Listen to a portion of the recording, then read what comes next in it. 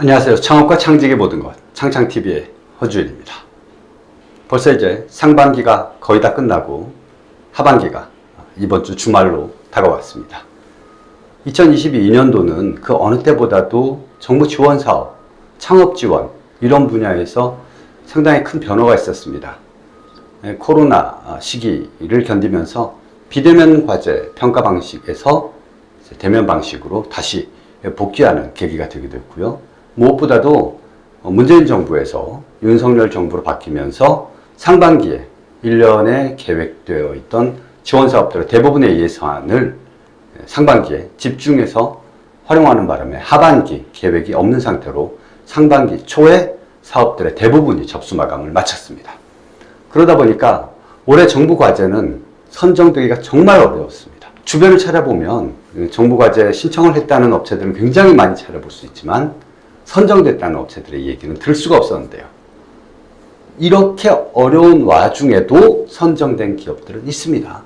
그 선정된 기업들의 사례들을 살펴보면서 첫 번째, 정부 과제, 정부 지원 사업에 선정되는 기업들은 기본적으로 어떤 요건들을 갖추어야지 선정이 되는지, 그리고 두 번째, 각각의 선정된 기업들의 사례들을 통해 가지고 그 회사가 어떤 점 때문에 선정이 됐는지, 어떤 부분들에 주안점을 둬서 준비를 해야 될지 알아보시는 시간을 갖도록 하겠습니다.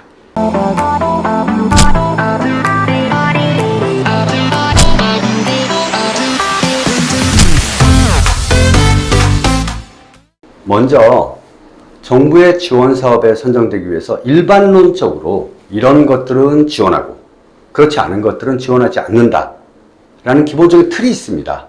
그것부터 먼저 말씀을 드릴게요.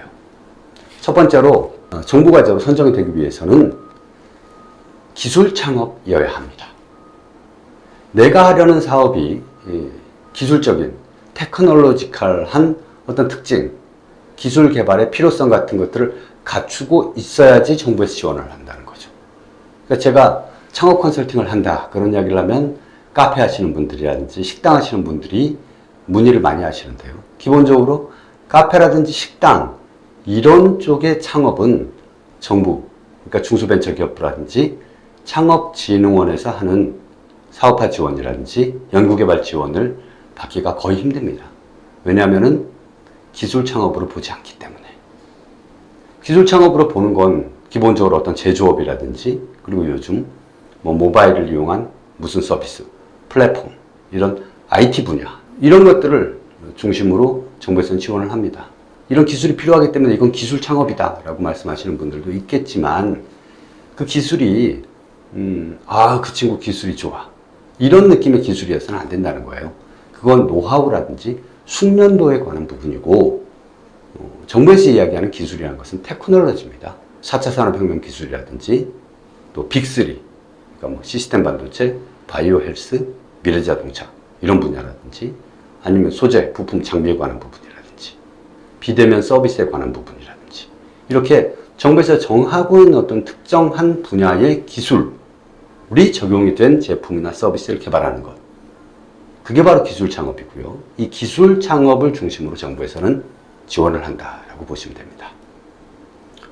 그리고 정부 지원 사업의 대부분의 경우에는 마찬가지인데요. 계획서만으로는 뽑아주지 않습니다. 그러니까 정부에서 돈을 주면 이러이러한 계획으로 추진해 가겠다. 지금은 0이다. 그런데 돈을 주면 0을 끌어올려서 100이 되게 하겠다. 라는 계획서로는 결국 뽑아주지 않습니다. 어찌됐건 간에 신청할 때 혹은 평가받을 때 이러이러한 준비들을 해왔고 앞으로는 이러이러한 계획을 가지고 있는데 정부 자금이 지원이 되면은 그 부분들을 채워나갈 수 있다. 이런 설득 구조를 가지고 있어야 돼요. 아직까지는 아무것도 안 되었다. 지금 아무것도 없는 상태라고 한다면 그것을 신뢰하지 못한다는 겁니다. 그리고 이제 세 번째로는 정부의 창업 지원 트렌드, 정부 정책 테마하고도 맞아야 됩니다. 아까도 말씀드렸지만 지금은 누가 뭐라고 하더라도 4차 산업혁명 분야라든지 비대면 서비스 분야 그리고 빅3 분야라든지 소부장, 소재부품, 장비 이런 정부에서 정책적으로 집중 지원하고 있는 분야가 있단 말이에요. 시대가 바뀌고 산업이 바뀌는데 지금 여기에서 뭐 자전거 제조업이라든지 은나노 기술을 이용한 칫솔을 만들겠다라든지 변기에 절수 장치를 만들겠다든지 물론 이제 그분 아이디어 측면에서는 상당히 유의미하겠죠. 그리고 이전의 기술에 비해서 그분이 하려고 하는 기술이 더 달라지고 나아지는 부분은 있겠지만 그 기술이 좋냐 나쁘냐를 가지고 판단하는 거 아니거든요. 어떤 지원 사업이든지 10대 1이 넘습니다. 굉장히 높은 경쟁률 속에서 앞사람과 뒷사람에 비해서 판단이 들어야 된다는 거죠. 자, 그러면 이제 두 번째. 상반기에 정말 선정되기 어려웠어요. 정부 지원 사업에 신청했다는 기업은 많은데 선정됐다는 기업은 눈 씻고 찾아보기 힘들어요. 그런데 그 와중에도 선정된 기업들이 있습니다. 그 선정된 기업들의 몇몇 사례를 살펴보면서 그 기업들은 어떤 점이 어필이 되어서 선정이 될 수 있었는지 하나씩 살펴보면서 말씀드리도록 하겠습니다. 첫 번째, 초창패를 신청해가지고 선정이 됐던 기업인데요. 초창패는 그 과제 특징 자체가 창업진흥원에서 공통적으로 다 받아가지고 선발하는 게 아니고 창업진흥원에서 선정한 초창패 주관기관이 있어요. 대학교라든지 각 지역별 창조경제혁신센터 등인데요. 이 대학이라든지 창조경제혁신센터에서 매해마다 창업진흥원으로부터 평가를 받아서 그 사업권을 연장받게 됩니다. 그러다 보니까 초창패를 선발할 때는 기술이 좋다, 혁신적이다, 꼭 필요하다, 또 중요한 부분이 있지만 그 기업이 이 1년이 안 되는 동안 사업적으로 결실을 낼 수 있겠냐 없겠냐 라는 판단이 들어야 돼요. 그래서 초창패를 신청할 때는 그 기업의 기본적인 업력이 어느 정도는 쌓여 있어야 됩니다. 물론 초창패는 창업 후 3년 이내의 기업들을 대상으로 하니까 다 고만고만한 기업들끼리 경쟁이 있지 않냐 라고 말씀드릴 수도 있겠지만 그렇지 않아요. 창업한 지 한 달, 두 달밖에 안 돼가지고 매출 없고 직원도 없고 이런 기업하고 창업한 지 2년, 3년, 그러니까 만 3년 아직 안 된 기업인데 직원도 막 20, 30명 되고 매출도 10억, 20억 되고 그리고 특허도 한두 개 땄고 이미 지원사업 같은 것도 몇 개 받았고 이런 기업이 훨씬 더 유리하겠죠. 선발하는 대학교라든지 창조경제혁신센터 입장에서도 매출이 있고 인력이 있고 특허가 있는 기업들 그리고 투자도 이미 받고 있는 기업들을 선발하면 1년 후에 훨씬 더 성장할 확률이 높고 그리고 성장을 많이 못하더라도 기간 동안 매출은 발생하고 고용은 늘어날 거니까 그것들을 가지고 자기들의 실적 평가 보고서를 낼 수가 있다는 거예요. 초창패는 계획만 가지고 승부가 되지 않는다. 실적과 업력, 레퍼런스가 충분히 뒷받침을 해줘야 된다는 겁니다. 다음 사례를 한번 살펴볼까요? 창업성장 디딤돌 과제. 창업성장 디딤돌 과제는 정부에서 중소벤처기업부를 통해 가지고 창업을 지원하기 위한 연구개발 지원 사업의 기초가 되는 사업입니다. 창업한 지 7년 이내의 기업들을 대상으로 하는 연구개발 과제인데요. 올해 상반기 단 한 번 접수를 했었습니다. 그 외에도 이제 추가 접수가 있기는 했지만 그건 일반 과제가 아니었거든요. 그러니까 일반 과제로는 1월 말에 접수 마감했고 이번 5월에 협약을 마쳤습니다. 따고 싶은 기업들의 개수는 많고 뽑아주는 선정 기업은 200개 내외 뿐이었단 말이에요. 그러다 보니까 경쟁이 굉장히 치열했죠. 그러면 어떤 기업이 선정이 될까요? 사업계획서가 좋은 기업? 특허가 많은 기업? 직원이 많은 기업? 다 아닙니다. 어차피 시작한 지 1년, 2년, 3년밖에 안 된 기업이 아무리 레퍼런스를 내밀어 봐야 평가자들이 그다지 신뢰하지 않는다는 거예요.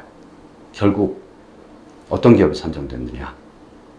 참여기업, 공동개발기관이 함께한 기업들이 선정 가능성이 훨씬 높았습니다.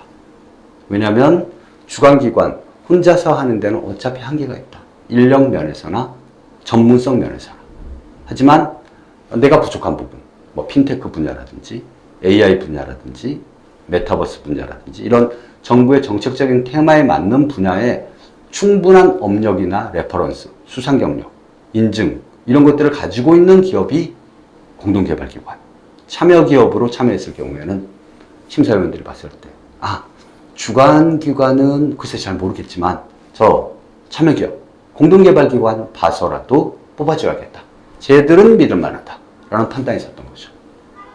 디딤돌 과제는 단독 과제보다는 참여기업, 전략을 구사한 기업들이 선정 가능성이 훨씬 높았습니다. 자, 그리고 세 번째, 창업성장과제의 전략형 과제에 선정된 기업의 사례인데요. 이제 창업성장과제는 두 가지입니다. 디딤돌 첫걸음 과제, 그리고 그 위에 전략형 과제. 디딤돌 과제는 1년짜리고 1억 2천, 그리고 전략형은 2년짜리고 1년에 1억 5천씩 2년에 거쳐서 3억을 받는 지원 사업입니다.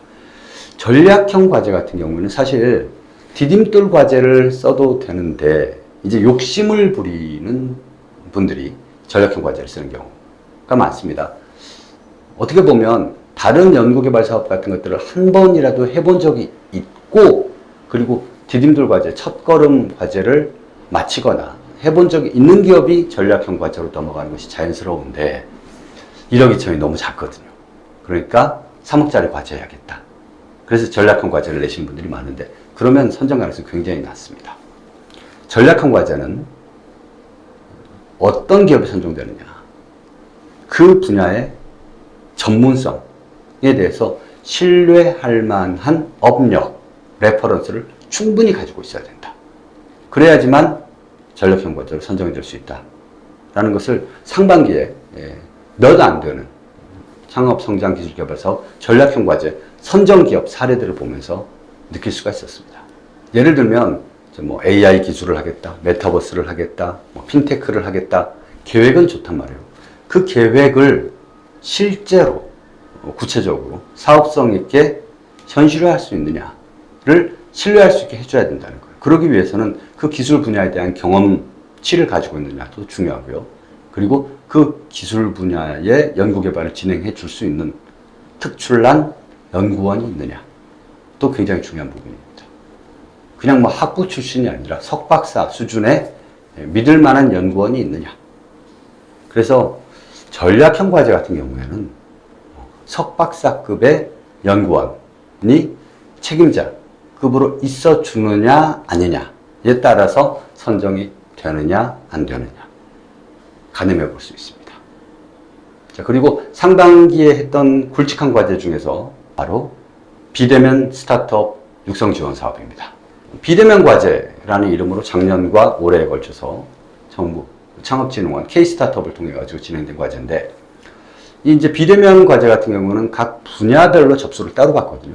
환경 분야라든지 뭐 에듀테크 분야라든지 비대면 교육이라든지 분야별로 접수 기관이 다릅니다. 그러니까 당연히 그 기관별로 평가를 받게 되는데, 비대면 육성 지원 사업에서 선정되기 위해서는 그 분야 혹은 그 기술 분야에서 충분한 관련 매출이 이미 있어야 됩니다. 관련 매출이라든지 매출이 없다 그러면 뭐 특허가 있든지, 특허가 없다 그러면 그런 분야에서 지원 사업이라든지 아니면 뭐 투자를 받았다든지 이런 게 받쳐줘야 돼요. 그리고 이제 원래는 어떤 일을 하던 기업이에요. 그런데 아직은 비대면 기술이 적용되지 않았어. 그래서 이 비대면 육성 지원 사업을 통해 가지고 하려고 하는 그 개발을 통해서 새로운 분야로 진출하거나 아니면 사업 분야를 좀 넓힌다든지 이런 상용화 수익 모델이 있어야 됩니다. 그래서 기존에는 물건을 만들어 가지고 파는 것만 진행했었는데, 이 모델을 통해 가지고 파는 것뿐만 아니라 비대면 서비스를 통해 가지고 매출을 다양화할 수 있다, 훨씬 더 늘어날 수 있다라는 모델을 제시해야 비대면 육성 지원 사업에 선정이 될 수 있었어요.